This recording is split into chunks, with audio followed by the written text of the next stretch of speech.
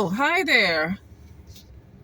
I was just fixing my phone and I kind of hit record by accident, but I guess I just drive like this. Just have you guys look at stuff while I'm talking instead of just a black screen. But anyway, I want to talk about how you can't tell somebody to be anywhere other than they are. And then you can't judge them for being where they are because you weren't there when they were born. You weren't there when they grew up, and you have no idea what it's like to be in their skin. And what I'm saying is that I hear a lot of people, tell people not to be in fear. And they mean well. Listen, they mean well. To me, that's part of that toxic positivity that I hate. Even though I know they don't mean any harm, for me, that's a part of that toxic positivity that I hate. It's unrealistic to tell people not to fear. It's unrealistic to expect people not to fear. Now, people who are Christians, they tell you not to fear because you're supposed to have faith in God. But the reality is, and you have to be in reality, everybody is not going to have the same faith that you have. Now, the person that's telling somebody not to be in fear and to have faith in God, you might not know there are times in their lives when they're concerned too. They're not completely perfect. I want to just share just a little secret with you.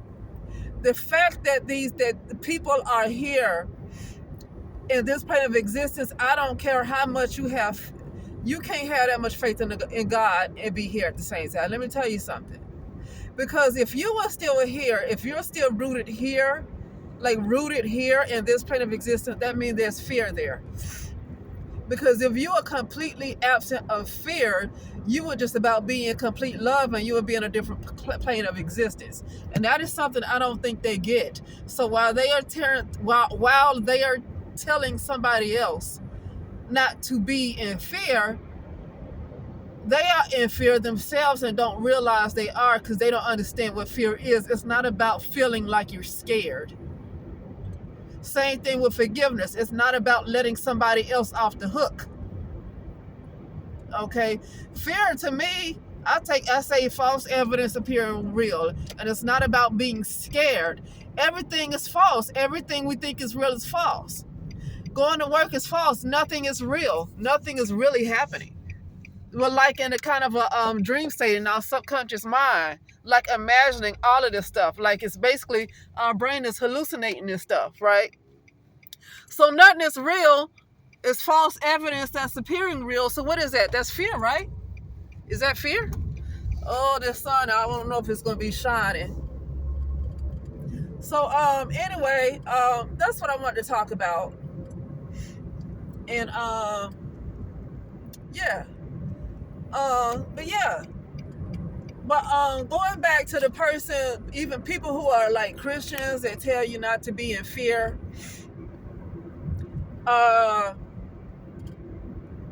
because it means that you don't have faith in God, but you can't tell somebody else where they're supposed to be. This is why I kind of don't really care for Christians. You can't force somebody to be in their walk with God. You cannot force them to be where you believe that they should be. And I feel like a lot of Christians, they mean well, but they say the wrong things, even though it's coming from a good place. Sometimes they sound like they just don't get it. Sometimes they sound like they're only like they see things the way they see it and not the way anybody else see it.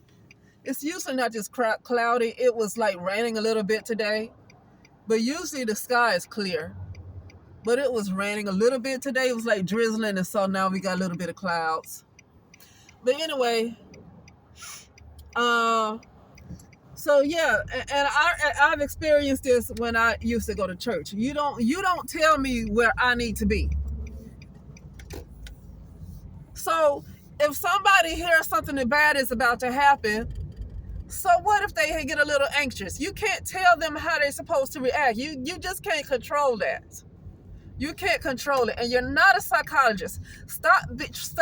I need regular folks. I need people who are not not even if you have a degree in psychology, you have to have experience in psychology, because it's one thing to have a degree and it's another thing to actually work with people. It's another thing to actually have the experience, because experience is what's going to really, really teach you. It's one thing to learn from reading books. It's another thing to have to work with a real person, because you're going to see things that you didn't see in school. Okay? You're going to see things that you did not see in school. Okay? Anyway, I'm about to get out in a second. So I'm gonna need regular folks or people who are not professional psychologists or psychiatrists, or just don't really deal with mental health a whole lot, right? But it really trained psychologists, because you really understand, they really know more about the mind, psychologists and psychiatrists, right? If they don't have that level of, it's a reason why psychologists go to school about 7 to 8 years. It's a reason why. Psychiatrists, that's a medical doctor, so that's a doctor, so they go to undergrad, then they go to medical school, and then they have to do a residency of I don't know how long after that, and then I think it's something after that. That's like almost 16 years of training. It's a reason why there's a lot of training that's involved in this. And so you get people who don't understand how the brain works. And I'm not saying I fully understand either. My point in saying is that you get people who don't understand how the brain works. You're going to tell them how they're supposed to process information. You don't tell somebody else how they're supposed to process information.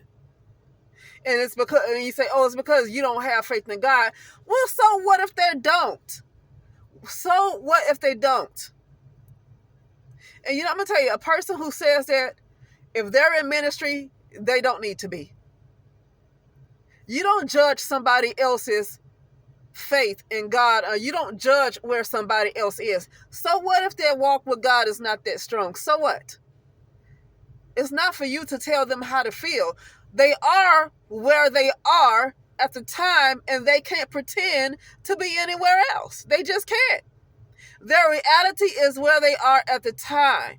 Now, you can say, okay, well, you're in fear right now, but let's help you how not to be in fear. Let's help to decrease the fear. That would help right there, giving them knowledge. How you get rid of fear is by knowledge. A lot of times fear comes from a lack of knowledge. A fear of something comes from a lack of knowledge about it. When you have knowledge about whatever it is, the fear is gone. So it's really, I prefer people to